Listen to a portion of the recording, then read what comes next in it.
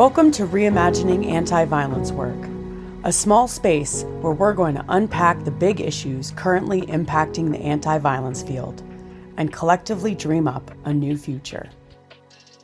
Hello, anti-violence workers, leaders, and anyone else that's made their way here. I'm your host, Steph, a former anti-violence worker and a member of the We Deserve Better project.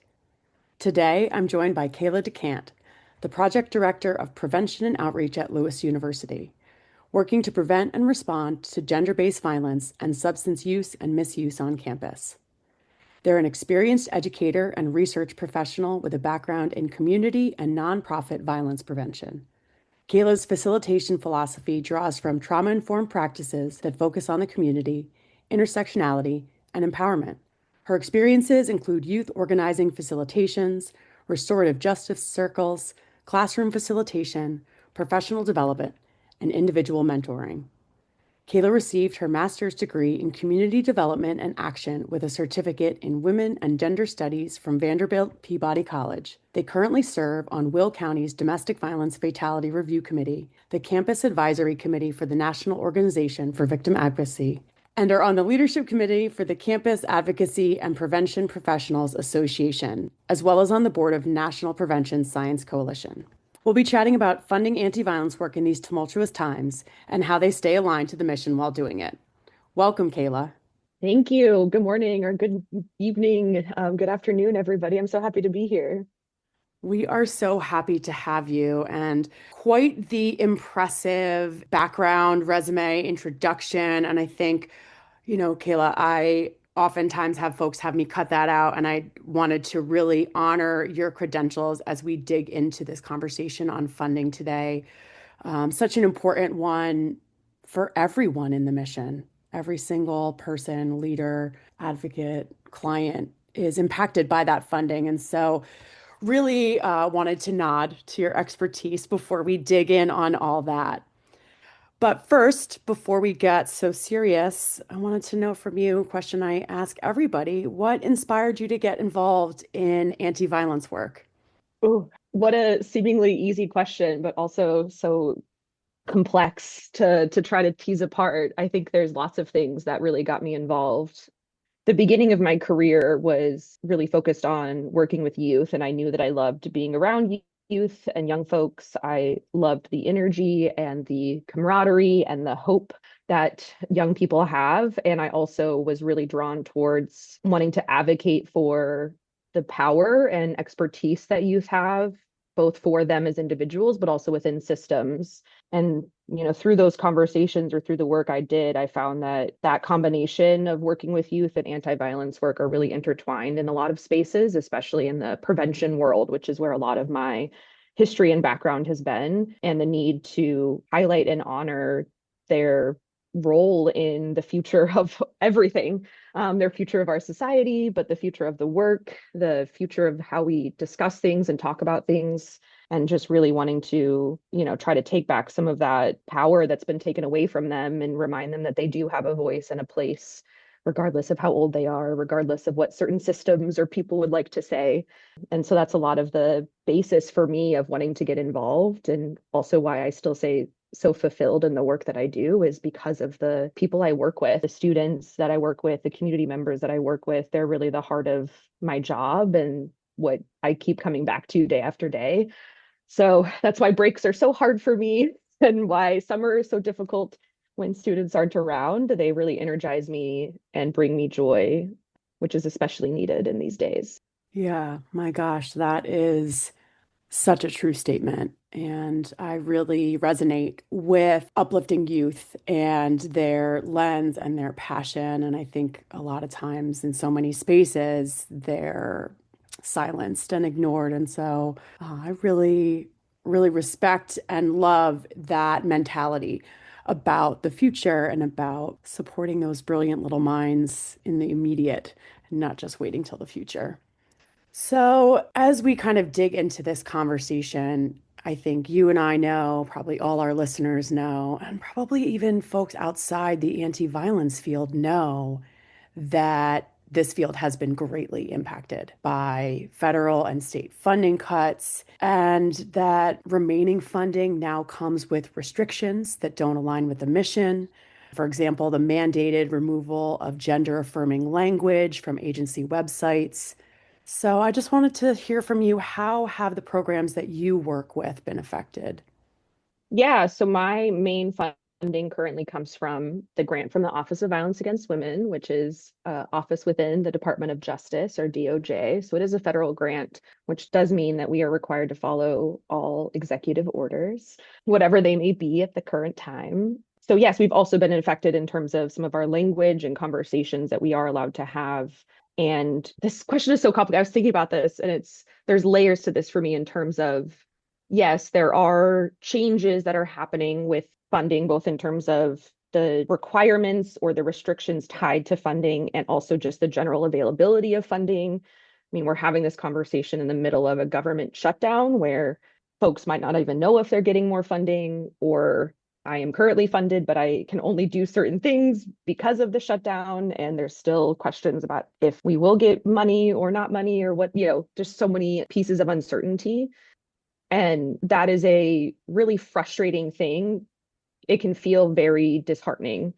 I think for me, the reminder of the creativity that we can have in our work despite these barriers is where I'm trying to sit and like remind myself, because I don't want the restrictions to feel then like a defeat. And I think there's a way that we can sit in that for a minute. Like, I don't want to not acknowledge that or like need to, we can't ignore it either and what that potentially means. And if we look at the history of any anti-violence movement, but also gender-based violence movement, we've experienced much worse, right? And we've experienced many other barriers before. So I think there's ways to think creatively around the ways that we do the work now, or the ways that we talk about it, what our slides look like, what our flyers look like. I'm definitely a fan of creative noncompliance when possible and needing to do those things. And so for me, this is really translating to what can I do as the project director, right, who oversees this grant? What can I do to send the message to others who work on this grant with me about those possibilities, right? Like, I want to be able to allow us to, again, process these feelings and process the concerns and the fear and have conversations. Transparency and communication is so important. And then how can I uplift us to say, doesn't mean we have to throw everything away that we've ever done, or that even these changes, although they might not align with our values and what we currently do, it doesn't mean that we're fully defeated. And maybe that's a weirdly optimistic take, or like a slightly, as the youth would say, like unhinged way to take things in, but I love Unhinged, but honestly, I think as a eternal optimist, to me, it sounded kind of like cautiously optimistic, right? Rooted in really what's happening. And I think for me, a couple things came up. One is creative noncompliance. Love that. Lifetime lover of loopholes.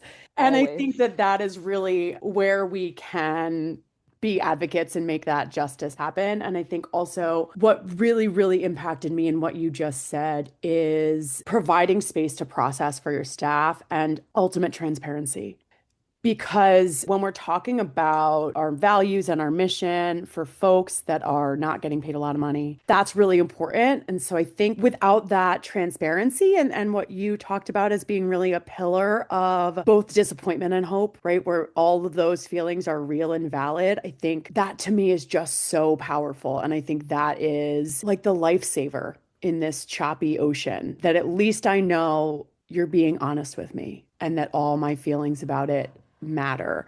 And I know maybe we're like floofy social workers and not everybody feels that way, but I am a huge believer that we have to kind of get through our feelings so it doesn't bleed out all over everything else. And then once we're able to do that, we can move forward more logically and with focus. And I just feel like this would have made a big difference for me in some of the feelings I had about funding and things at my old agency. And also, just before we move on, I think I really want to just thank you again for having this conversation in the middle of such a terrifying time. The government was not shut down when we scheduled this. We did not know all of the ways in which this has rolled out. We're going to be part of this conversation, and you are bravely here to talk about it. And I think that is just another example of your real transparency. And so again, I'm really honored to be having this conversation with you today, Kayla, because it takes a lot of guts. Oh, thank you.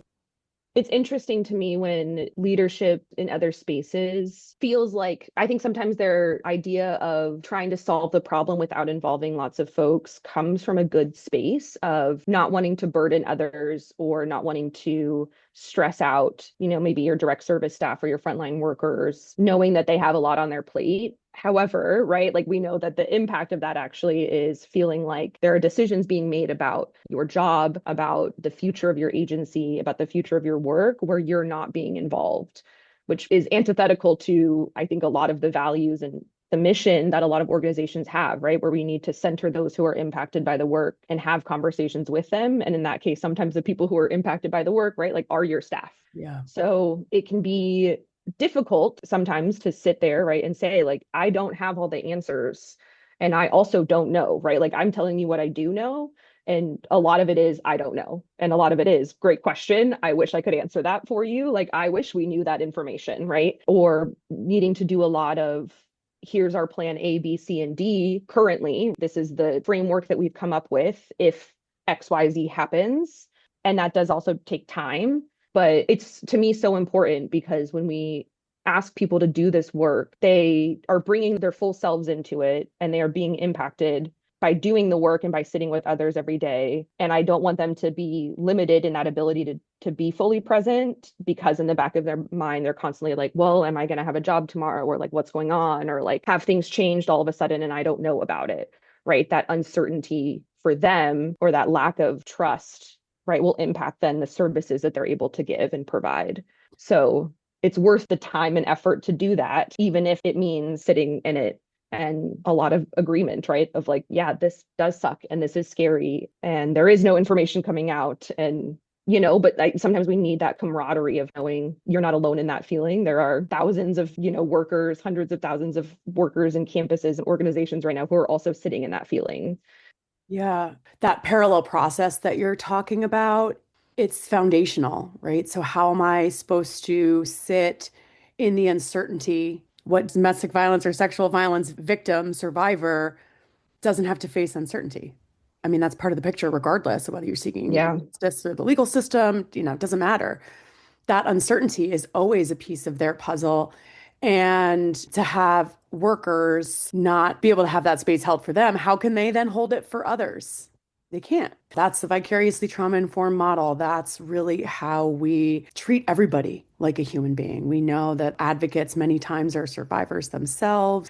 I love how you really brought it into the work of how is someone supposed to be able to sit with a client if they're worried about whether or not they're going to have a job. And also whether or not they can trust their leadership to let them know when they know. Because I think we can't eliminate that uncertainty about whether or not the funding is going to be there or those outside pieces, but we can at least know that this person that's like taking care of us, quote unquote, in this situation is gonna be legit with us. We're not kids. We don't need to be protected from the truth, right? When you think about like parents shielding their kids from things, that's not what's happening. We're full-grown human adults engaging in this work. And also, those people might have some really amazing ideas.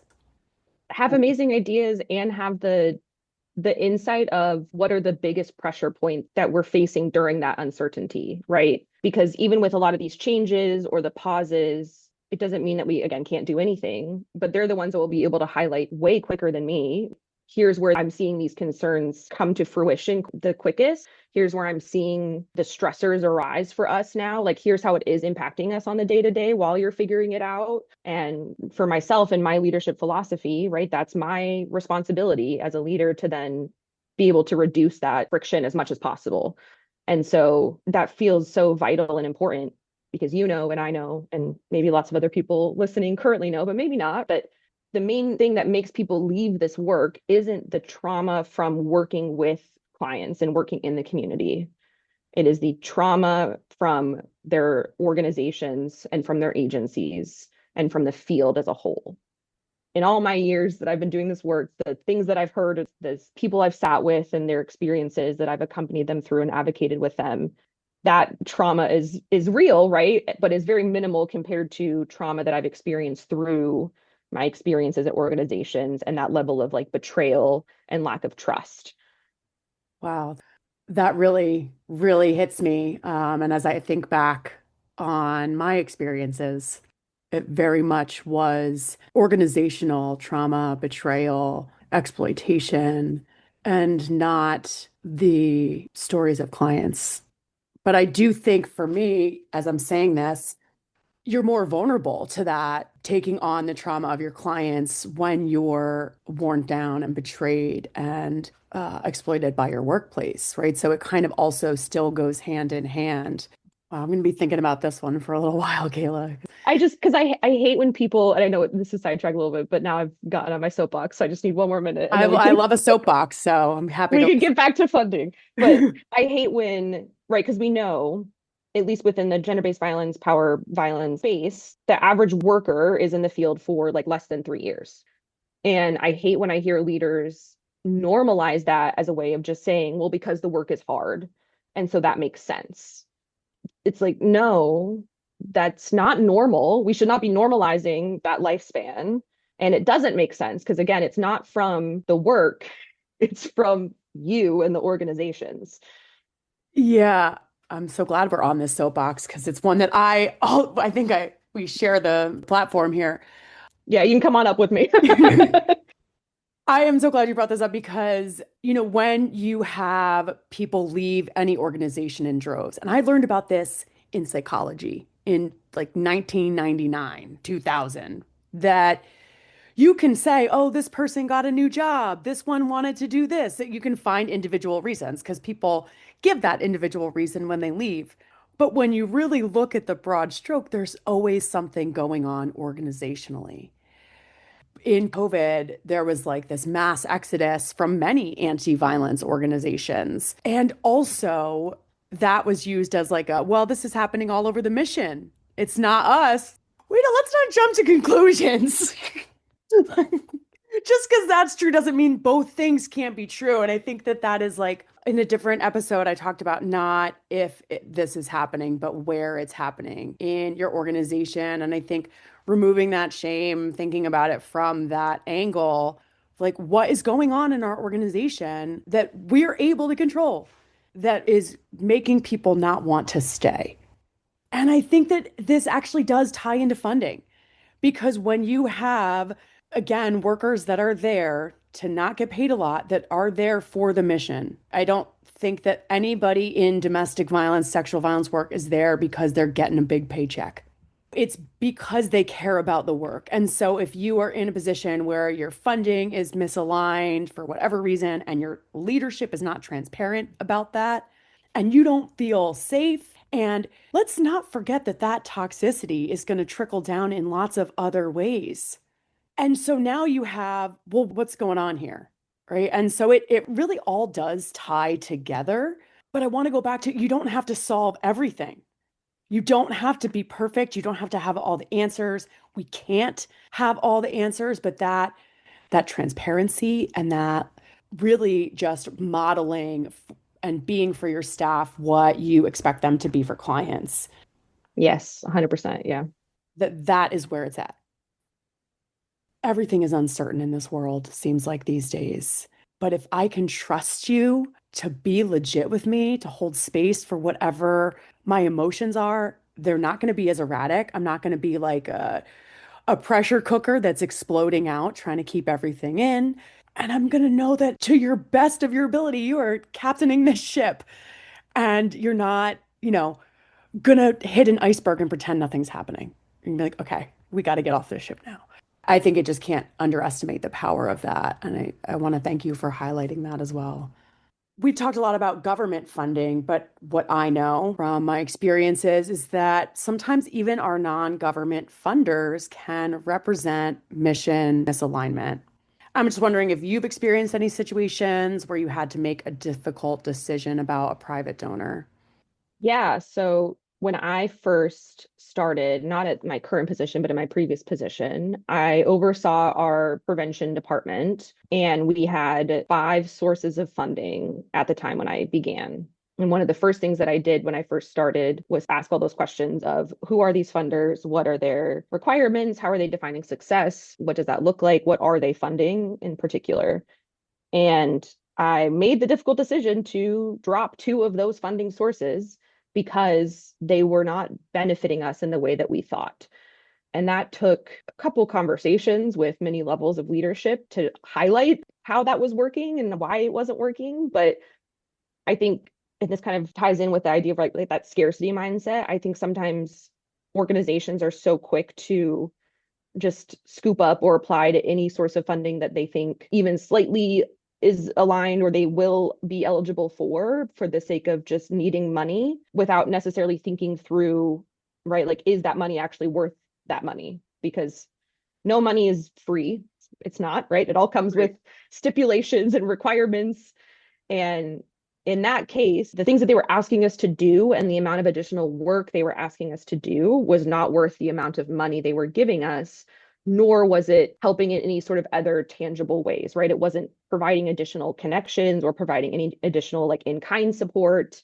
It wasn't a core funder or donator or giver to our agency, and that was, of course, part of the conversation is I'm sure leadership's first question, right, is always like, but the relationship, right?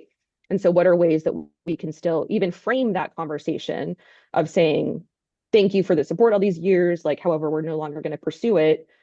Doesn't have to be a bridge builder, even though internally we might feel like, hey, I'd love to tell you all these things, right? But I was able to highlight to say, thank you for supporting us for all those years. Your money is ultimately what led to my position coming to fruition and allowing me to be in this position. And now we're at a place sustainability wise where we no longer need this support. So like we hope that then you can provide the support to someone else in the community, right? And that someone else who needs this funding at this time, like you can direct it at other places in our community. Yeah, it was just adding so much more onto our plates, the complications from every single level of the reporting process and the financial side of things and the agency requirements for it was just not worth the dollar amount attached to it. And we were able to really have that conversation, and I think in a way that worked. And ultimately, actually, which is really interesting and was definitely not at all planned because I had no idea. But then years later, one of our other funders that we kept actually ended up giving us more money because they saw that relationship, like the fact that we were able to do that and think strategically about our work. They saw that as a benefit and were able to say, like, we're really glad you're thinking strategically about these things. Like, we want to further support you. So I understand the want of a breadth of funding sources. Of course, you want to have multiple funding sources you can rely on that look different and in different ways. However, I also think it's important to think, like, at what point is it just not benefiting us anymore? And at what point is it just complicating things and being unhelpful? I think regardless of whether there's misalignment in terms of the mission or the values between your organizations, but also just like structurally and operationally, like, is this actually doing anything to help us? Is this actually going to be supportive, or is this just, you know, adding more work on everyone's plates Yeah. for ultimately no reason? Oh my gosh. Yeah, we know funding comes with strings attached, and that those strings take a lot of work to tie up in many cases. And so I love that you brought in scarcity mindset because I think that's kind of the place that we might feel like we're in now, that things are desperate, organizations are closing, that we need to do whatever, take whatever, doesn't matter the strings. And I think what you said about that strategically thinking, it makes me think about authenticity, and that when we are authentically ourselves, it might kind of push some people away, and those aren't your people. But it will also attract the people that are your people. And I think that story that you told about the funders seeing that you were so invested in your mission that you were willing to align these resources in that way, I think is really powerful in reinforcing that. because it does take guts to say, we're going to deny these dollars and to figure out how you're going to make your program work without those dollars. But ultimately, it's for the best, right, of the agency. And it's a hard place to be. I think our world really pushes for people to be in that scarcity mindset. But yeah, I also think that idea about kind of transitioning gracefully, not necessarily pointing the finger and saying X, Y, and Z, really is. I think sometimes people don't know how to get out of contracts and agreements that they're stuck in. How do we do that gracefully? How do we do it without this person hating us or burning that bridge? So I really Er, appreciate that. Yeah, and I think just that relationship to have with your funding sources, right, or with your funders is really huge. And I mean, there's so many, I think, skills or aspects of our work that are not talked about when we go to college and take our social work or our psych classes that they just conveniently leave out, which deeply frustrates me on another level. But being able to build those relationships is super important, not just for in the future, maybe they'll give you more money, but also just for the sake of having that relationship and knowing that you can bring your funder onto your team, right? So, like when we think about advocacy and think about institutional advocacy, your funder is one of those people as well. And that's also part of that relationship is the funder that we had. Of course, they were supportive of our mission, but a lot of what we did was also educating them more deeply about the importance of this, not just from a secondary or tertiary prevention or an intervention perspective, but also from that primary prevention lens and having more conversations about that, training their staff and doing professional development with them, which then deeper led them into right wanting to invest more in us because they understood the mission and the cause. And also that we could say, we have a logic model. This is what our outputs and our outcomes look like. And we are thinking strategically about all these things that we do. We're moving slow, which is also a very, against the grain response to a lot of these things. I think we always want to make quick decisions, or of course we need to be responsive to our communities. And there's a way to do that, like in the time that it takes to do so. But I think that's a really huge part of it too, right? So that when things change, like you mentioned COVID, like when COVID happened, I was able to go to that funder and have conversations about here's how our work is going to look different. Here's how it doesn't necessarily align with what you're currently asking for right now, but here's why we're doing it this way. And because we had that relationship and they understood, it was very easy to make that argument for them to be like, okay, that makes sense. Like, yes, we'll continue funding you. We like this plan. Because you need that relationship, right? Like I think people are sometimes scared to reach out to funding at all because it's like I don't want to talk to you because I only want, I feel like if I talk to you I'm going to get in trouble or if it's like a bad thing. But funders also like hearing the success stories and they like hearing the good stuff that's happening and they like knowing more about what you're doing. And so the more you can be proactive in that way, I think the better for the longevity of your relationship with them, for your organization, but also for future like opportunities and advocacy as well. Domestic violence, sexual violence are bipartisan issues. And yet also there are, for example, taking money from a senator that supports, less strict gun rights. Here in New Jersey, we have really strict gun laws. But ones that don't value abortion and want, less restrictive gun laws. Is there an opportunity to educate that person about how those policies impact this population that they clearly care about, right? You're clearly donating a bunch of money because you care about this issue, and maybe you don't even know. It's possible that folks don't know that access to weapons is one of the hugest lethality factors for domestic violence. It's Mhm. possible that they don't know that abortion, both withholding abortion, forcing abortion, are tools of reproductive control. People might not have that information. And so we're actually denying people the opportunity to learn these things about something that they care about, right? You don't donate $50,000 to an organization if you don't care about that mission, unless you really just want that picture for your campaign, which it's possible. Anything's possible, but still, it's a missed opportunity to not share information, right? Don't you like learning information about something that you're doing that goes against your values? You're like, oh, wait, let me rethink this. This is an opportunity to learn and do things differently.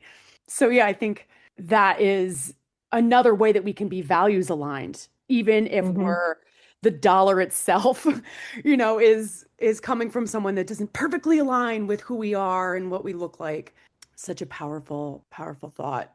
So that's a part of that like transparency and communication too, to say, hey, staff, like, yes, we are pursuing this relationship with XYZ person or XYZ organization. Here's our strategic thinking about that. We want to be able to open that door so that we can get a staff member on maybe some of those task force that they have, right? Or some of get them at tables that they need to be at to have that voice. We want to, open that relationship in hopes of changing X, Y, or Z about things that they do, right? Maybe continuing to have that conversation. I don't want to disvalue the idea that there are definitely lines of where you will say no because there's just true misalignment. However, I find that that misalignment happens more with the ways that the funding defines success more than like who the funding is coming from. If that makes sense. Yeah, can you share a little bit? I think I'm Yeah. following, but I would love for you to share a little bit more to make sure I'm understanding clearly and make sure our listeners understand also. Just hypothetically, if Yep. I was approached with a new funding opportunity, my first questions aren't necessarily like, who is this coming from? My questions are, what are the eligibility requirements? What are the reporting requirements look like? And then, like, how do they define success? Are they defining success by direct service hours? Are they defining success by a certain number of people served? Are they defining it by, right, X, Y, and Z presentations happening or someone being trained? Are they being more amorphous or like a little bit more creative about success in terms of they want to look at culture changing or they want to look at, community building? For me, those are things that would change my opinions about it, right? Because if it's asking for things in a way or defining success in a way that we don't define success, which I personally do not love the idea of defining success as just direct service hours, a number of people served, and that's maybe a whole other conversation too. Yeah, no, and I agree. But I like, would right, agree with that, right? And also, what about when you're defining it based on outcomes of like, did those people you're serving get housing? Like, I'm sorry, wait, are we supposed to just develop some housing? Like, right, like yeah, that's so out of my control versus if they're like, correct. yeah, here, take this money and we just want you to develop more relationships in the community and or we want you to just continue what you're doing but do it better. I'm like, yeah, great. And I think there's, again, a space needed for that to talk about as a field, but also, I think even hopefully before then, like in universities or before people enter the field to understand the ethics and morals around that conversation. But also, like, $50,000 is $50,000. And if it helps us do a lot of the things we're already doing in ways that, from a service perspective, for me, doesn't compromise our values or the way that we provide our services, then I would love to pursue that. Again, also for hopefully that ability to have further conversations or deeper conversations with that funder to bring them on board with what we're doing, right? I think needing to see everyone as a potential ally in the work is super important and bring folks along. Even if I can't get them to 100% agree with everything we do, even if I move the needle for them in some way, shape, or form, that has tangible benefits for my community. So, yeah, it's a complicated, so much of our field is not black and white. No, nothing in the world is black and white, but like being and also being able to sit with all of that and process and, have conversations with that takes time. It takes a structure at your organization that allows those conversations, that's open, that has the ability to sit and right talk through all of those pieces and be transparent with people at multiple levels of the organization. But I think it's super important to think through all of those, right? Again, before we just like snatch up money from someone or say like, yes, we'd love to. I need to know a lot more about what that looks like and what the expectations are, but also what the opportunities are. Yeah. Yeah, I think that's really valuable and powerful. And maybe also for funders, hey, any funders that are listening, what requirements for this funding do you really truly need? Because I think funders maybe aren't thinking about the ways that those check-ins, requirements are impacting the time that staff have to provide direct services, that to find that balance of here's my ideal list of all the things that I need for this money. And are there any that I can eliminate because I understand the way that this is going to impact the folks that I'm actually trying to help. Right. So, yeah, if you're a funder out there listening, what do you really need to know about those dollars? And even it's just a reducing barriers in the ways that, right? Because I totally recognize, yes, you're giving us money. You want to know what we're doing with that money. That feels very fair. It's legit. Um, Yeah. do I have to actually create an entire new way of tracking those finances Mm. that is separate from all the other ways that I track finances and from every other funder, right? Or can you be flexible in terms of how we define those line items so that, my poor accounting person doesn't want to slap me across the face because that adds a level of complexity that's super annoying and frustrating and just adds to those like cogs of time that it takes. You want to know how much time people, or how many hours of a salary or someone's position or FTE, right? Full-time employee that you're providing. Cool. Can you be flexible in how we report that too? So I don't have to ask my staff to fill out 17 time and effort reports, right? Right. Um, those are the things that from a funder perspective, right? Sometimes they don't think about, but from an organizational perspective, those would again change my feelings of whether or not I would want to apply and feel like it would be worth it for us, because that's what causes a lot of that burnout too, right? Is, Yeah. hey, you're doing this work, but then also I need you to report what you're doing every 15 minutes on 4 separate Excel spreadsheets and submit it into 2 different databases. Like it gets so complicated so So complicated. quickly, that back end side of things. And also that can be really frustrating. As a direct service worker, you're not seeing the purpose behind those reports, right? Even if it feels very frivolous, but if there's not that transparency of like why we're doing that to what funders this goes to, then that can just be a lot of that source of burnout too, right? Because what people want to do is go out and do the work. They don't want to be at their offices filling out Excel spreadsheets and like There's lots of other checking, jobs where people do that. Yeah. yeah, checking the admin boxes, right? Like that's not fun for anybody. So, yeah. I mean, such powerful words for everybody in the mission today. And I think you've already talked a lot about this, but I just want to think any more thoughts about strategies that you've found to help you be successful in funding your programs? I think the mindset for funding needs to be, what are you doing? What are your key goals and values? And then go find funders that are wanting to fund those things. Hmm. And I can imagine listeners are like, well, they don't exist. They do. They do. Right. I promise you they do. I know that more will continue to exist, right, as our funding landscape shifts. For me, that's also part of the, cautiously optimistic, is noting that even if our current standard sources of funding are dwindling or shifting, that does not mean that there aren't people out there who don't care about this work, right? There's still people out there who will want to fund us, who will want to support us. It might look different, but we can go find them. And so, yeah, being able to really sit on your values, on your logic models, on your service standards, and then go find funding that meets what you're looking for. For me, that feels like the way that we need to approach funding, rather than, I heard XYZ organization has this funding, we should apply for that too. Or I just got this email on a listserv for this funding, we should apply for it.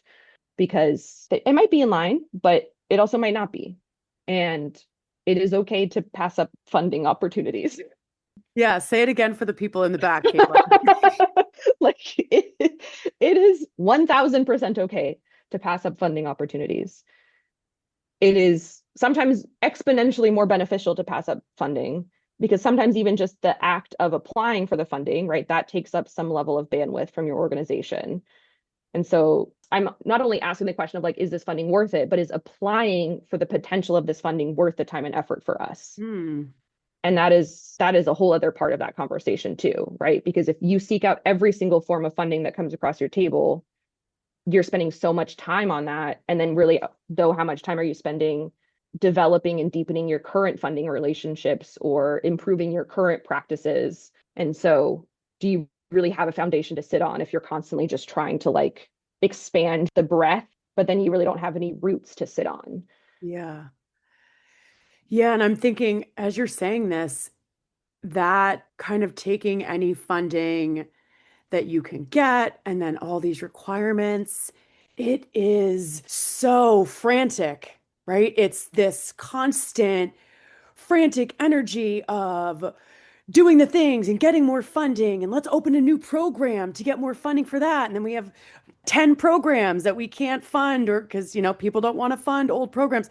Wait, wait. But what about the roots? Oh my gosh. That is just such a different way of thinking about it, but we know the tree's going to fall down if we don't have good roots to That's think. what happens. For me, that's a huge red flag is like if an agency, and I talk to current students about this, I think when you apply to jobs in any sort of human services, nonprofit space, I think we need to normalize asking who your funders are and how this position is funded, and that they should be able to answer that for you. And also normalizing the staff being involved in those conversations. Because I think another thing that happens is there's someone in an admin office who's doing all this applying, right? It's like a grant manager or some admin who's submitting all these things, but they're not the ones who are going to do the work if you get the funding. Right. And so why aren't you including the people who would do the work when you get the funding, when you're writing the funding? I don't know why you're trying to be so obvious, Kayla. What are you trying to say? It never has made any sense to me because that's also where some of that ultimate like top heavy stuff comes from for organizations where then they topple over is you're not asking the people who will actually do the work on the ground who will make you meet those goals or those outcomes if anything you're writing makes sense, right? And I think any good grant writer, I think A, should know that they should be asking those programs, right? That's what makes them a good grant writer. But also B, any good grant writer would say, I don't want to do this without the input of those involved, right? I don't write grants. I might have ideas and I look through the process and I look through the application, but I'm not writing it without having a full roundtable conversation with all the folks who are going to do the grant to say, right, does this make sense? Right, if we think we're going this way with this program or can we fund it with this current thing already, like does that make sense? Do you have any questions? Will you read a draft when it comes up? That's so important for them, which also means that I want my staff to be able to, and like people in this field to have a baseline knowledge of being able to read and understand grants that shouldn't just be reserved for grant writers and for like program directors, because your work is shaped by a grant. And so you should know what that grant is and what that means. Yeah, I think there are so many places and spaces where advocates are left out of the loop in this like protective kind of way. And when you're talking about this, I'm just thinking about all the ways that it's like going to war and not getting any input from the people on the ground. Just, well, I have a plan and this is my plan. And it doesn't matter if you're telling me that like the path I wanted to go to has been blocked off. I have a plan. So why wouldn't we do the plan that I have, right? And I think it's not only is it like best practice for those workers, but it's also best practice for the organization as a whole to get, you know, everybody's perspective has value. Is this not what did we have we not established that diversity is important, right? Diversity in how we think about things matters, and it helps us come to a more informed decision when we Mhm. take everybody's perspective into account. And so I can't think of a reason not to have these kind of transparent conversations with staff, gain their input. It just seems so obvious to me, but I'm also a little bit outside of the box thinker, so maybe that's what's going on. I think we approach the whole thing backwards. I also think when people write grants, they often start with the budget first. And that also doesn't make any sense to me. And my very dear colleague, Dr. Bill Seiler, who supports me on a lot of the grant writing, discusses it too, of saying, write the narrative first, and your narrative will dictate what you need in your budget, right? Write what you're going to do, write how you're going to fulfill that program. And then from your narrative, you'll be able to see this is where we need money to go. Yeah. Sometimes it gets so warped in terms of wanting to throw money in these random places. And then you read these program narratives and it's like, I don't Like, why are you asking for money in this when you're not even, that's not even really a main part, right? Like, how does this connect? Yeah. And it's because they haven't. Sometimes they're even written by totally separate people, right? Or in totally separate areas, depending on the size of your organization. And that's a very interesting approach, I guess I can say. But also through that narrative, right, is when you and having conversations about the narrative is where you're going to learn so much helpful information of, do we want to put money towards housing? And maybe it's, well, that would be cool, but I also don't know how, my frontline staff will say, I don't know how we'll be able to use it because of XYZ, right? Or, oh, we don't need that because we always refer them to XYZ other organization. And so we've never found a need for that. That tells me, cool. Do we want to bring them on as an MOU partner then? If they're already doing that cool, awesome work with housing, why do I need to recreate the wheel? Right. They've got that taken care of, and maybe we can even support them through this. Or, yeah, we always need money for food, or we need money for transportation, or right, they're going to be able to say, here are the things that people are constantly asking for. And sometimes there are constantly things that fall into those gaps within our social safety net. Yes, I can help them apply for SNAP, but that doesn't cover certain other basic housing needs. Or I can help them apply for certain benefits, but that's not going to help them get their textbooks for this semester or deal with the fines that are on their student account so they can register for classes. So that's the stuff that I can hear to say, great, we can put funding towards that. And is that more valuable than like supplies? Probably, right? Do we need supplies? Sure. But also, have you asked your staff what supplies you actually really need? Right. Like supplies is a space that we like throw money into sometimes because we don't know where else to put it. Right. And then that's how you end up buying like $3,000 worth of paper. Like, and then you have this weird closet in your office full of all these random things that you've bought with supply money Oh my gosh. that no one talks about and no one knows what's in there. The secret supply shame closet. You cannot tell me I'm wrong because I know You're it not, happens oh, all you're the time. 100% not wrong. There's a lot of secret shameful closets of things and yeah, initiatives and that get the money without this like long-term strategic thinking. And I think that is what I'm really kind of taking from this is that your approach is wholly strategic and also extremely human and relatable and trauma informed. And that to me is what makes it so powerful that you're able to, a lot of times people are like, well, we got to be strategic and you forget about the human element. Or you're so focused on the human element, you're just like not thinking about strategy, which I can be a little bit guilty of, if I have to admit it. But this full embracing of both of those things that we need to be fully strategic and also we work with humans and humans that have to work with other humans. And so we need to really model what that is in our day-to-day practice. And I think number one, kudos to you, because that sounds like kind of a hard balance to strike. But I can't think of a better one when you're talking about this work and most especially in these times. Yeah. It is a balance.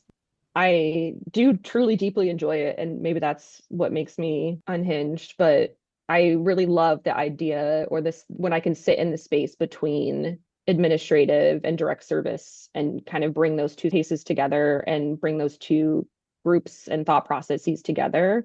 And it's like, I think that's the sweet spot of where like really cool, interesting stuff can happen. So yeah, it's very invigorating for me as well to be able to do that and sit and think about it and be able to reimagine and like I said, just be creative with what is possible, right? Because even for a lot of these funders, my current grant, yes, there are minimum requirements that we have to fulfill.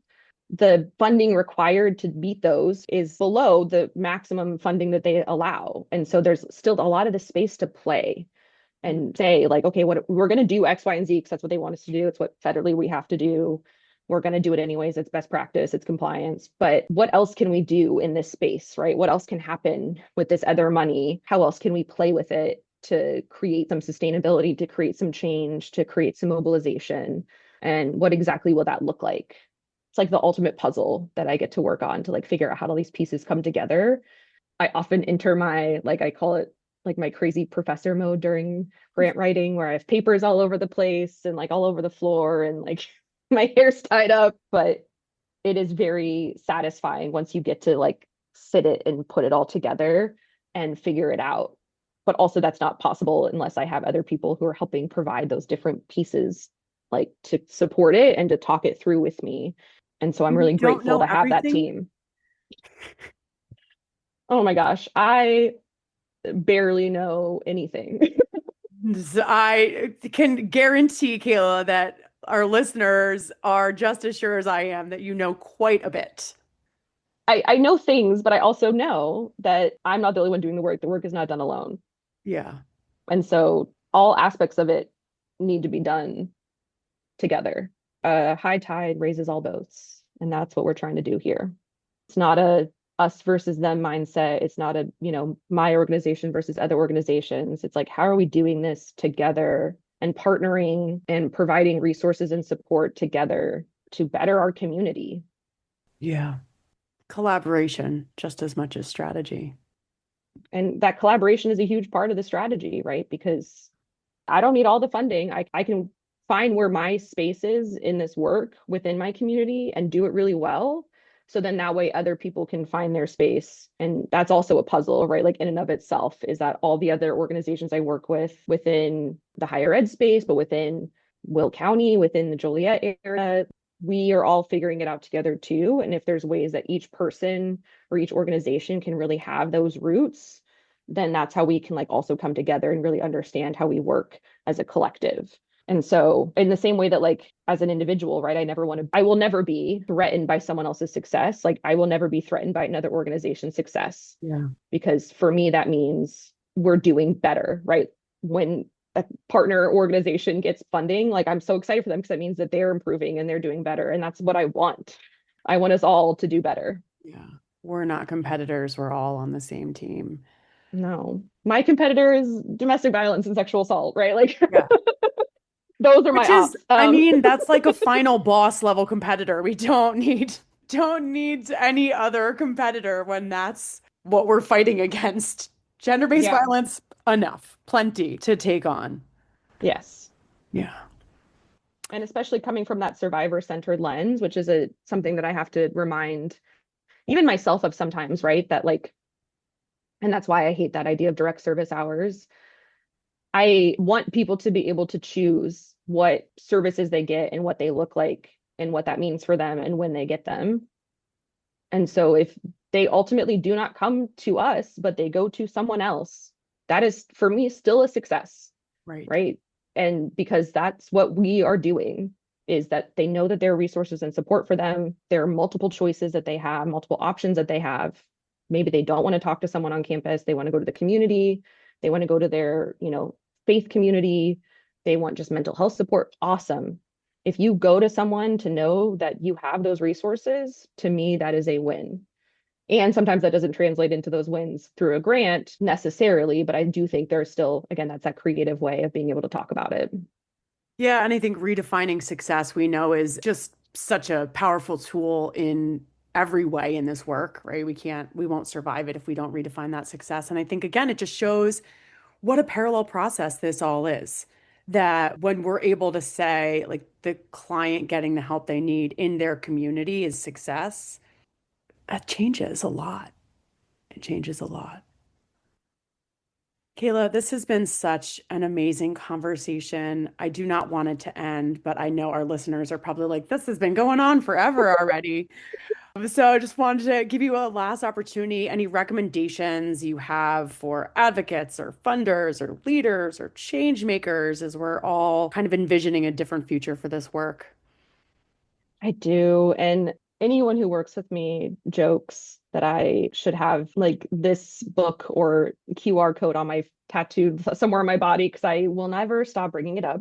It's called Trauma Stewardship. And it is such a foundational book to understanding our work and our space. And it is a really powerful tool for individuals, for supervisors, for leaders to understand burnout, understanding stressors, how trauma shows up in work, how to support workers when they experience vicarious and secondary trauma, and to normalize that conversation. I also will always recommend Emergent Strategy and Adrienne Marie Brown as an understanding that the work will happen in the way it happens, and that the rooms you're in, the people are there that need to be there. There's a conversation to be had. You just need to find it, and that we don't need to rush into processes because it will emerge and unfold. So, Great words of advice. Hopefully, everyone out there is able to really kind of take it in and think about how it applies to them and their role and their organization. And we'll make sure to link those books that you mentioned in our show notes for anyone interested. I know trauma stewardship. Is that Laura yeah. Vandernoot Lipsky Laura Vandernoot and Lipsky? Yeah. Connie Burke. They have many other books that they've come out with since, but they joke that I should just have this tattooed on my arm, or I should be getting kickbacks from recommending it, which I don't want either. I just want people to read it. It's very approachable. It Yeah. is for anybody in a helping field. It's not just anti-violence, but I was introduced to it very early in my career, and I honestly think that it in some ways saved me from burnout many, many times. So I highly recommend it as a tool.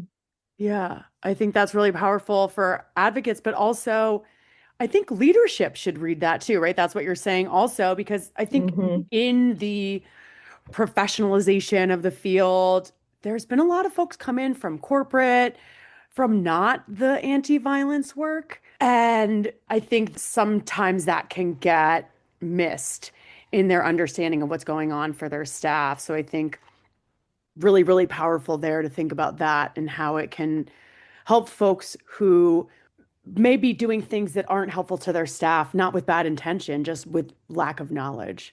Yeah, or the mislabeling of when your staff are going through things, it's not because they don't care or non-compliant. It's because they're traumatized. Yeah.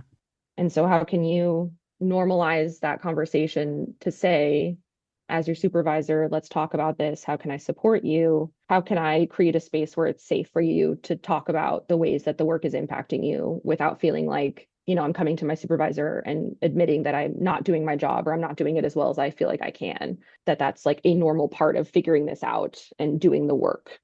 Yeah. Well, Kayla, thank you so much for joining me today and for sharing your perspective on how to be fearless in funding anti-violence programs. Hopefully, all of you out there listening learned something or inspired to seek funding that aligns with your mission's values, or maybe both. If you or someone you know is interested in joining the We Deserve Better project or in being a guest on the podcast, check out the show notes for details on how to connect. Thanks for listening. Remember, anti violence work is neither anti violent nor working to end violence. So keep talking and reimagining amongst yourselves.